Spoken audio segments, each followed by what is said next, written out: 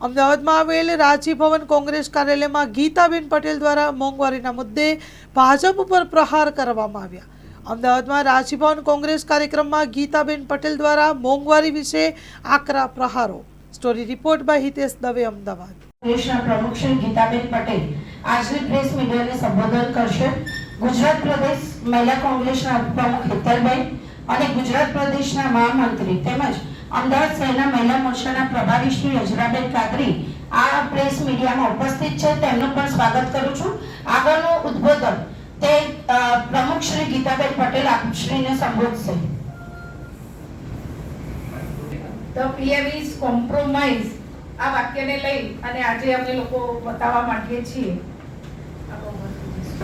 પીએમએ શા માટે કોમ્પ્રો કરવું પડ્યું છે અમેરિકા સાથે, એ પ્રશ્ન દરેકના મનમાં છે અને એટલા માટે જ આજે મારે કહેવું છે કે મોદીજી અત્યારે ચૂપ કેમ છે।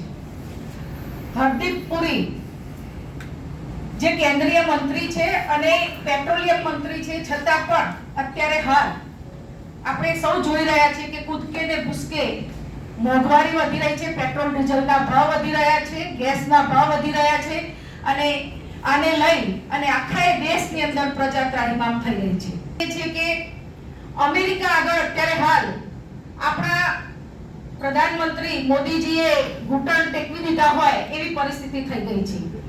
એમણે સરેન્ડર કરી દીધું છે। બિલકુલ અમેરિકા આપણને ગુલામ બનાવીને જેમ ટ્રમ્પ કહે એમ મોદીજીને કરવું પડે છે। એનું કારણ શું? તો એનું કારણ અત્યારે હાલ આખા દેશમાં ચર્ચા ચાલી રહી છે એપ્સ્ટીન ફાઇલની। જેફરી એપ્સ્ટીન ફાઇલની અંદર જે નામ ખુલ્યા છે એ નામની અંદર આપણા કેન્દ્રીય મંત્રી હરદીપ પુરીનું પણ નામ છે, મોદી સાહેબનું પણ નામ છે, અનિલ અંબાણીનું પણ નામ છે। એટલે આવા તો હજુ ઘણાય નામ સસ્પેન્સ છે, કેટલાય લોકોના નામ ખુલવાના બાકી છે। અને આની અંદર એવું તો શું સસ્પેન્સ છે, એવું તો શું છુપાયેલું છે કે અત્યારે હાલ ટ્રમ્પ એમની આ નસ દબાવી રહ્યા છે અને એના કારણે ટ્રમ્પ કહે એમ મોદીજી ચાલતા હોય એવું લાગી રહ્યું છે કે નાબાલિગ બાળકીઓને બળાત્કાર કરી એમને ગર્ભવતી બનાવતો, લોકોને પીરસતો અને મારીને ખાવાનું કામ કરતો હોય એવા માનવભક્ષી માણસ સાથે મોદીજી જો ધર્મની વાતો કરતા હોય, હિન્દુત્વની વાતો કરતા હોય તો એમને એવી તો શું જરૂર પડી આની સાથે મિત્રતા કરવાની? શા માટે એમનું નામ એમાં આવ્યું છે? તો આ બધા જ કારણો, આ વાત એટલા માટે મારે કરવી પડી છે કે આ બધા જ કારણો આની અંદર ભાગ ભજવી રહ્યા છે અને અત્યારે હાલ આ યુદ્ધના કારણે હિન્દુસ્તાન પીસાઈ ગયું હોય એવો માહોલ સર્જાઈ ગયો છે। અત્યારે હાલ આપણા દેશની અંદર હમણાં જોયું કે રાંધણ ગેસના ભાવ એકદમ જ 60 રૂપિયાનો વધારો એક જ દિવસમાં કરવામાં આવ્યો। કોમર્શિયલ ગેસના ભાવ સિલિન્ડરના 115 રૂપિયા ભાવ વધારો કરવામાં આવ્યો અને આ પરિસ્થિતિ જોતા આખા દેશની અંદર ખૂબ ગંભીર પરિસ્થિતિ અત્યારે થઈ ગઈ છે, ત્રાહિમામ થઈ ગઈ છે। એમના ઘરનું બજેટ ખોરવાઈ ગયું છે। જે લોકો માણ એમનું ઘર ચલાવતા હોય એમને અત્યારે 1100 રૂપિયા ભાવ વધારો આપવો પડે છે, જ્યારે 450 રૂપિયા ભાવ હતો ત્યારે એમના જ મંત્રી સ્મૃતિ ઈરાની માથે બાટલો લઈને ફરતા હતા અને કહેતા હતા કે ભાવ ઘટાડો। અત્યારે એ લોકો ક્યાં ગયા? આખા દેશની અંદર આની બુમરાણ ચાલી રહી છે।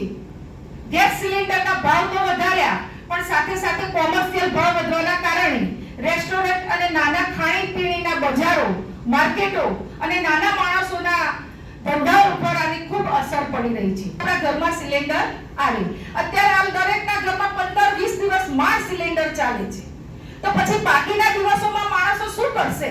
ગૃહિણીઓ શું કરશે? રસોઈ કઈ રીતે બનાવશે? એ એક સમસ્યા ઊભી થઈ ગઈ છે અને આ કારણે તમામ ગૃહિણીઓ અત્યારે હાલ પરેશાન છે। અત્યારે તમે જુઓ કે દરેક એજન્સી ઉપર ગેસ સિલિન્ડર મેળવવા માટે લાઈનો લાગી છે। સંસદ સત્ર ચાલી રહ્યું છે ત્યારે મોદીજી તામિલનાડુમાં જઈને બેઠા છે ચૂંટણી પ્રચાર કરવા માટે। કારણ શું? કારણ કે એ સંસદની અંદર જવાબ આપી શકે એમ નથી। વિપક્ષ જ્યારે સવાલો ઉઠાવે છે તો એનો જવાબ મોદી સાહેબ પાસે છે નહીં, માટે એ અત્યારે હાલ સત્ર છોડીને બહાર ચાલ્યા ગયા છે। મંગલ મેડિકલ સ્ટોર, દરેક પ્રકારની દવાઓ પર ડિસ્કાઉન્ટ મળશે.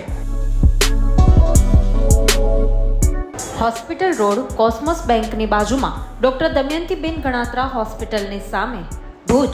Mobile number 9428234840.